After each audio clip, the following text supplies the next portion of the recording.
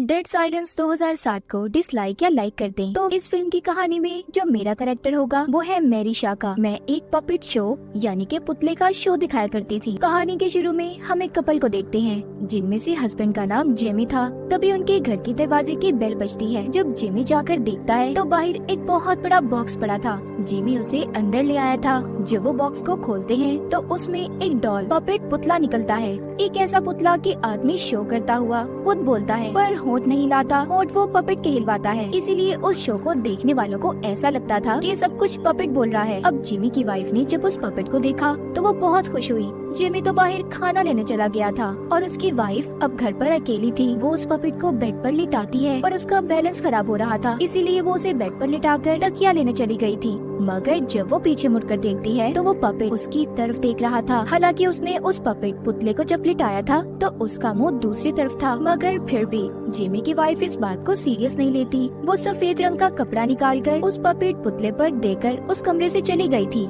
इसके बाद जब वो अपने कमरे में गई तो तभी उसे एहसास होता है जैसे कमरे में पपेट के अलावा भी कोई है। रेडियो में से अजीब अजीब आवाजें आ रही थी। घड़ी की टिक टिक भी बंद हो जाती है। साथ ही गैस पर जो केटल पड़ी थी जिसमें चाय बन रही थी उसकी आवाज भी बंद हो गई थी। तभी जिमी की वाइफ को किसी बच्चे के हंसने की आवाज आती है। जब वो उस कमरे में जाती है जहाँ पर उसने पपेट रखा हुआ था, जैसे ही वो उसका कपड़ा हटाती है वो सफेद चादर उस पर लिपट गई थी। किसी काली ताकत ने जिमी की वाइफ को उठाकर दरवाजे के पास फेंक दिया और जब वो भागने की कोशिश कर रही थी तभी उसे एहसास होता है कि उसके पीछे कोई है। कोई अनजान ताकत उसके पाँव कमरे में खींच लेती है। हम सिर्फ जिमी की वाइफ की चीख ही सुन पाते हैं। जिमी भी घर अब वापस आ गया था। वो अपनी वाइफ को आवाजें लगाता है तो वो उसे बताती है कि मैं अंदर कमरे में हूँ। वो जब कमरे के दरवाजे के पास जाता है जहाँ पर खून ही खून था, वो अपनी वाइफ को फिर से आवाज लगाता है कि तुम कहाँ हो। फिर उसे अपनी वाइफ की यही आवाज आती है कि मैं अंदर हूँ। अब जब वो उस कमरे में जाता है तो वो सफेद कपड़े को उठाता है जो उसकी वाइफ ने पपेट पर डाला था। वहाँ पर उसकी वाइफ की लाश थी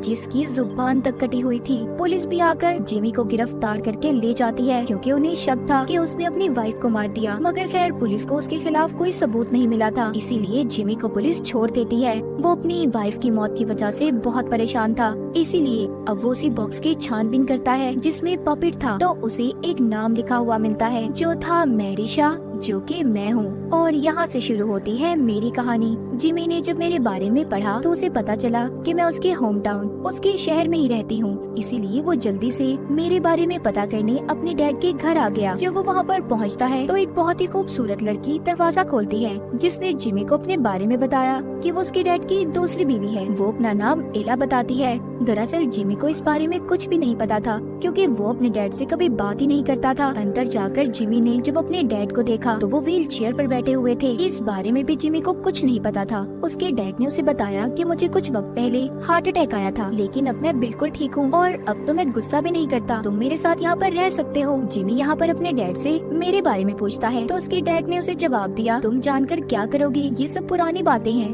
भूल जाओ इन सब के बारे में। रात को जब जिमी सो रहा था तो उसके सामने मेरा पपेट आकर बैठ गया। मैंने उसे आवाज लगाई। जब उसने मेरे पपेट की तरफ देखा तो उसकी आंखें हिल रही थी और बहुत ही खौफनाक चेहरा उसके सामने आ गया जो कि जाहिर है मेरा था। जिमी बेचारा डर गया और कमरे की लाइट जला देता है। फिर जब उसने देखा तो वहाँ से मैं जा चुकी थी। अगले दिन जिमी अपनी वाइफ के फ्यूनरल के लिए कब्रिस्तान जाता है। जब वो वापस आ रहा था तो रास्ते में उसने एक बूढ़ी औरत को देखा। जब वो उसके पास जाने लगा तो वो बूढ़ी औरत उसके सामने आ गई। वो बताती है तुम्हारी वाइफ को मैरी शाह ने मार दिया, यानी कि वो मेरे बारे में बता रही थी। जिमी सुनकर कहता है क्या, किसने मार दिया? उस औरत ने मुझे खत्म करने का तरीका भी जिमी को बताया कि अगर वो मुझे खत्म करना चाहता है तो उसे मेरे पपेट को दफनाना होगा। तभी वहाँ पर उस औरत का हस्बैंड आ गया जो कि उसी कब्रिस्तान में काम किया करता था। उसे वापस अपने साथ ले जाता है।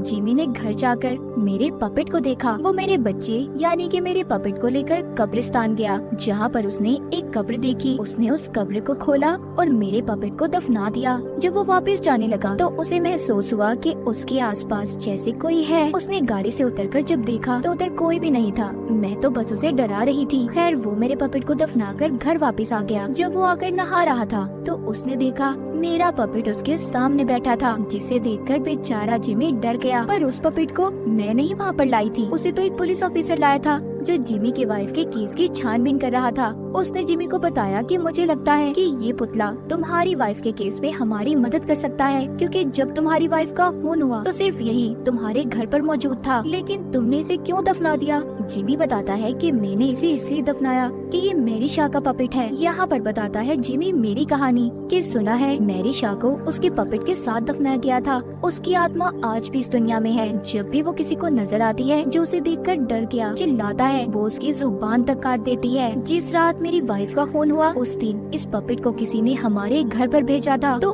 आपको पता चल गया होगा कि मैरी शाह कितनी खतरनाक है। वो पुलिस ऑफिसर खैर मेरे पपेट को उठाता है और जिमी के पास से चला गया था, मगर फिर भी जिमी ने दोबारा मेरे पपेट को पुलिस ऑफिसर से ले लिया और दोबारा मेरे पपेट को दफनाने कब्रिस्तान चला गया। वहाँ पर जाकर वो उस औरत से भी मिला जिसने इसे मेरे बारे में बताया था। तभी वहाँ पर उस औरत का हस्बैंड आ जाता है और जिमी को अपने साथ ले गया। उसने भी जिमी को मेरे बारे में सारी कहानी बताई। तो हुआ यूँ था कि कुछ वक्त पहले उनके शहर में एक बहुत ही शानदार थिएटर खोला गया जहाँ पर मैरी शाह यानी कि मैं पपेट शो किया करती थी। एक दिन जब मैं शो कर रही थी तो वहाँ पर एक बच्चे ने मुझ पर इल्जाम लगाया कि जो पपेट मेरा बोलता है वो मैं खुद बोलती हूँ। मेरा पपेट पुतला नकली है, जिस पर मुझे बहुत गुस्सा आया। हालांकि मैंने उस बात को मजाक में उड़ा दिया, पर कुछ दिन के बाद वो बच्चा गायब हो गया और कहीं पर भी नहीं मिला। उस बच्चे की फैमिली ने समझा कि उसे मैंने मार दिया, पर ऐसा नहीं था। लेकिन फिर भी उस बच्चे की फैमिली ने मुझे पकड़ लिया। उस आदमी ने मेरे बारे में जिमी को ये भी बताया कि मैंने मरने से पहले वसीयत की थी कि जो मैंने 101 पुतले बनाए थे उसे मेरे साथ ही दफना दिया जाए। वो ये भी बताता है कि मैं भी एक पपेट बनना चाहती थी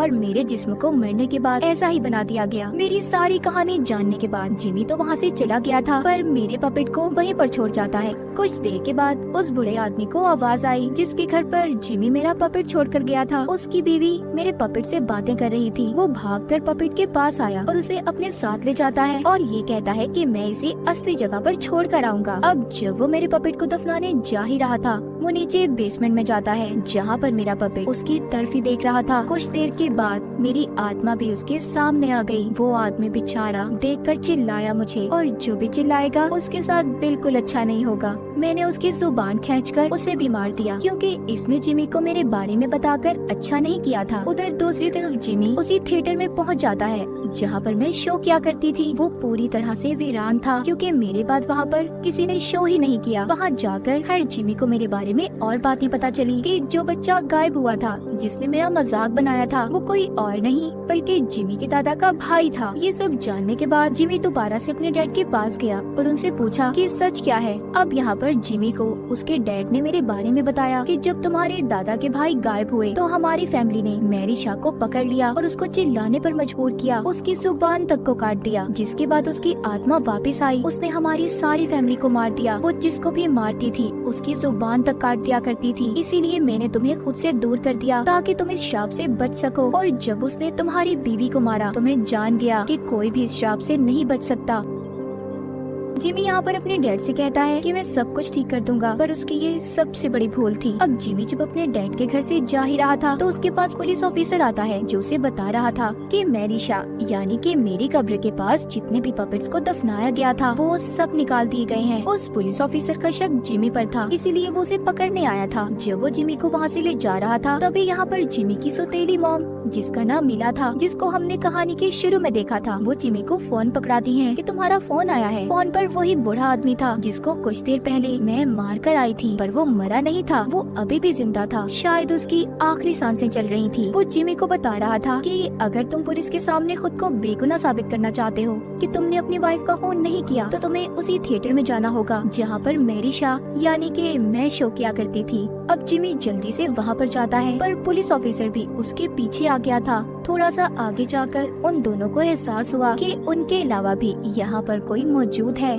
जब उन्होंने अंदर जाकर देखा तो वहाँ पर मेरे सारे पपेट्स थे जिनको मैं कब्रिस्तान से निकाल कर लाई थी। जी हाँ, उन पपेट्स को मैं लाई थी। मैंने उन्हें बहुत ही खूबसूरत तरीके से शोकेस में रख दिया था। तभी उन्होंने जिमी के दादाजी के भाई को भी देख लिया जिसको मैंने आज से 70 साल पहले अगवा करके पुतला बनाकर यहाँ पर रखा हुआ था। मैं ही थी, उस बच्चे को मैंने ही पकड़ा था जिसने मेरा मजाक बनाया था। तभी वहाँ पर जिमी को एक कुर्सी की आवाज आई। उसने देखा उस कुर्सी पर बहुत ही बड़ा पपेट पुतला बैठा था, उसमें मेरी आत्मा थी। जिमी समझ गया था। वो मुझसे पूछता है कि तुमने मेरी वाइफ को क्यों मारा मैरिशा? मैंने उसे बताया कि तुम्हारी वाइफ माँ बनने वाली थी, इसीलिए मैंने उसे मार दिया क्योंकि तुम अपने खानदान के आखिरी आदमी हो। मैं तुम्हारे सारे खानदान को खत्म कर दूंगी। इतने में पुलिस ऑफिसर ने उस पपेट मेरे पुतले पर गोली चला दी, जिसके जरिए मैं जिमी से बात कर रही थी। तभी मैं गायब हो गई। मेरे जितने भी पपेट्स थे सब जिंदा हो गए। जिमी के हाथ में जो लालटेन थी उसने मेरे पपेट्स पर गिरा दी, जिससे वो सभी जलकर खत्म हो गए। अब वो दोनों निकलना चाहते थे, पर इतने में पुलिस ऑफिसर का पाँव फिसल जाता है और उसकी गलती से चीख निकल गई थी। फिर जो भी चिल्लाता है वो मुझसे बच कहाँ पाता है। पुलिस ऑफिसर की जुबान को काटकर मैंने उसे मार दिया। जिमी बचकर जाना चाहता था।